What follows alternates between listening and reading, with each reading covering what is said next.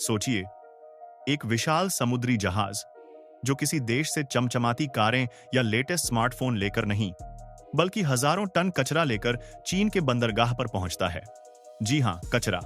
Plastic की बोतलें, पुराने अखबार, टूटे हुए इलेक्ट्रॉनिक सामान और न जाने क्या क्या।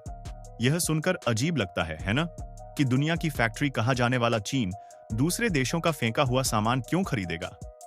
क्या उनके पास अपना कचरा कम है? यह कहानी सिर्फ कचरा खरीदने की नहीं है, बल्कि यह कहानी है चीन के दुनिया की सबसे बड़ी आर्थिक शक्ति बनने की।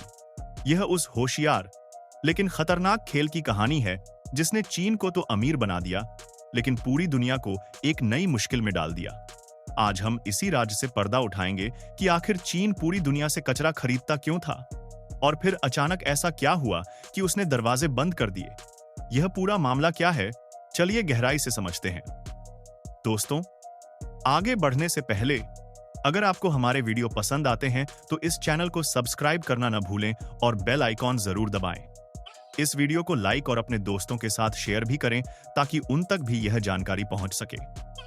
सबसे पहले यह समझना होगा कि चीन के लिए यह कचरा सिर्फ कचरा नहीं, बल्कि कच्चा माल था। 1980 और 90 के दशक में चीन अपनी मैन्युफैक्चरिंग इंडस्ट्री को तेजी से बढ़ा रहा था। उसे खिलौनों से लेकर इलेक्ट्रॉनिक सामान और कपड़ों तक हर चीज बनाने के लिए भारी मात्रा में प्लास्टिक, कागज और धातु की जरूरत थी। अब कच्चा माल पाने के दो तरीके होते हैं। पहला, आप प्राकृतिक संसाधनों का इस्तेमाल करें, जैसे प्लास्टिक के लिए नया पेट्रोलियम निकालें, कागज के लिए पेड़ काटें या धातु के लिए खदानों से खुदाई करें। यह प्रक्रिया बहुत महंगी और समय लेने वाली होती है। दूसरा और सस्ता तरीका था रिसाइकलिंग। अमेरिका, यूरोप और जापान जैसे विकसित देशों में लोगों का जीवन स्तर बहुत ऊंचा था और वे भारी मात्रा में सामान इस्तेमाल करके फेंक देते थे। उनके पास इस कचरे को संभालने के लिए न तो सस्ती लेबर थी और न ही जगह उनके लिए। इस कचरे को रिसाइकल करने से ज्यादा सस्ता इसे किसी और देश को बेच देना था। बस यहीं से चीन ने मौके का फायदा उठाया। उसने इन देशों से बहुत ही कम दाम पर यह रिसाइक्लेबल कचरा खरीदना शुरू कर दिया। यह एक जीत जीत वाली स्थिति थी। विकसित देशों को अपने कचरे से छुटकारा मिल गया और चीन को अपनी फैक्ट्रियों के लिए बेहद सस्ता कच्चा माल। इस कचरे को रिसाइकल करके चीन जो प्लास्टिक, कागज और धातु बनाता था, वो एकदम नए माल के मुकाबले बहुत सस्ता पड़ता था। इसी सस्ते माल का इस्तेमाल करके वह दुनिया भर के लिए सस्ता सामान बनाता और बेचता था। इस तरह दुनिया का कचरा ही चीन की आर्थिक तरक्की का इंजन बन गया। चीन ने इस काम के लिए अपने यहां बड़े बड़े रिसाइकलिंग हब बना लिए थे।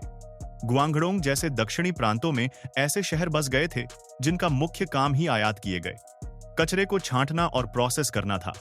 यहां जहाजों से उतरे कचरे के पहाड़ लग जाते थे। हजारों मजदूर, जिनमें औरतें और बच्चे भी शामिल होते थे, हाथों से इस कचरे को अलग अलग करते थे। प्लास्टिक को रंग और क्वालिटी के हिसाब से अलग किया जाता, कागज को अलग और धातुओं को अलग। यह काम बहुत ही मुश्किल और खतरनाक था। कोई सेफ्टी गियर नहीं, कोई नियम नहीं। कचरे को छांटने के बाद उसे फैक्ट्रियों में भेजा जाता था। प्लास्टिक को पिघलाकर उसके दाने पैलेट्स बनाए जाते, जिनसे नए प्लास्टिक के सामान बनते। कागज को गलाकर उसकी लुगदी पल्प बनती, जिससे नए कार्डबोर्ड बॉक्स या कागज तैयार होते। इसी तरह इलेक्ट्रॉनिक कचरे, ई वेस्ट से सोना, चांदी और तांबा जैसी कीमती धातुएं निकाली जाती थीं। यह पूरा बिजनेस अरबों डॉलर का बन चुका था और लाखों लोगों को इससे रोजगार मिला हुआ था। बाहर से देखने पर तो यह मॉडल बहुत सफल लग रहा था, लेकिन इसकी एक बहुत बड़ी कीमत चुकानी पड़ रही थी। यह कीमत थी पर्यावरण और वहां काम करने वाले लोगों की सेहत। जो कचरा चीन आता था, वो पूरी तरह साफ सुथरा नहीं होता था। उसमें अक्सर ऐसा कचरा भी मिला होता था जिसे रिसाइकल नहीं किया जा सकता, जैसे गंदे डायपर, मेडिकल वेस्ट या खराब खाना। इस कचरे को बस यूं ही कहीं भी फेंक दिया जाता या जला दिया जाता था। प्लास्टिक को धोने और पिघलाने की प्रक्रिया में जहरीले केमिकल वाला पानी निकलता था, जिसे बिना ट्रीट किए सीधे नदियों और जमीन में छोड़ दिया जाता था। इससे नदियां जहरीली हो गईं और जमीन बंजर होने लगी। कचरे को जलाने से हवा में जहरीला धुआं फैलता जिससे लोगों को सांस की और त्वचा की गंभीर बीमारियां होने लगीं।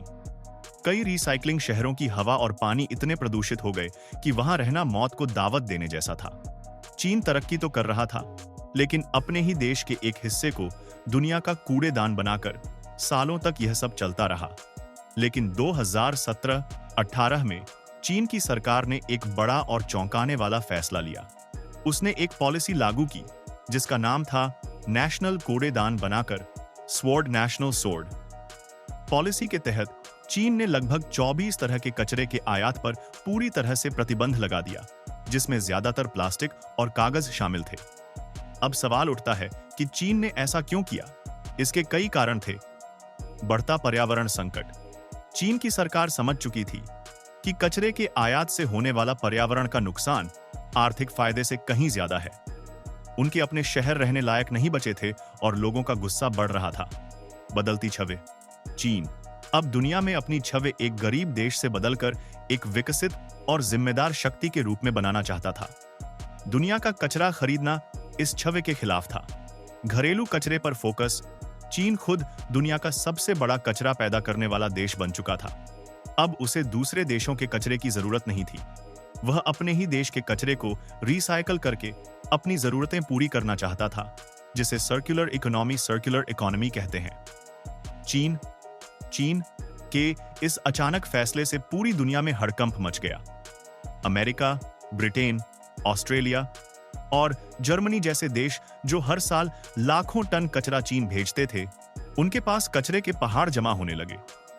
उन्हें समझ ही नहीं आया कि अब इस कचरे का क्या करें। चीन के दरवाजे बंद होने के बाद इन देशों ने नए कूड़ेदान ढूंढने शुरू किए। उनका कचरा अब मलेशिया, वियतनाम, थाईलैंड, इंडोनेशिया और भारत जैसे दक्षिण पूर्वी एशियाई देशों में जाने लगा। लेकिन ये देश चीन जितने बड़े नहीं थे और न ही उनके पास इतने बड़े पैमाने पर कचरे को संभालने की क्षमता थी। नतीजा यह हुआ कि इन देशों में भी वही समस्याएं पैदा होने लगीं जो कभी चीन में हुई थी। अवैध रिसाइकलिंग, प्रदूषण और बीमारियां। आज भी यह समस्या बनी हुई है और विकसित देश अपने कचरे को ठिकाने लगाने के लिए संघर्ष कर रहे हैं। तो दोस्तों, चीन का दुनिया से कचरा खरीदने का किस्सा असल में उसकी आर्थिक तरक्की की एक स्याह हकीकत है। उसने सस्ते कचरे को कच्चे माल की तरह इस्तेमाल करके अपनी फैक्ट्रियों को चलाया और दुनिया का मैन्युफैक्चरिंग किंग बन गया। लेकिन जब उसे एहसास हुआ कि इस कचरे का जहर उसी के घर को बर्बाद कर रहा है, तो उसने दरवाजे बंद कर दिए। इस कहानी से एक बात साफ है, कचरा किसी न किसी के आंगन में जाकर ही गिरता है।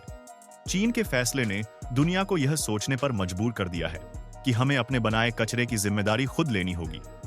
आपको यह जानकारी कैसी लगी, हमें कमेंट्स में जरूर बताइए।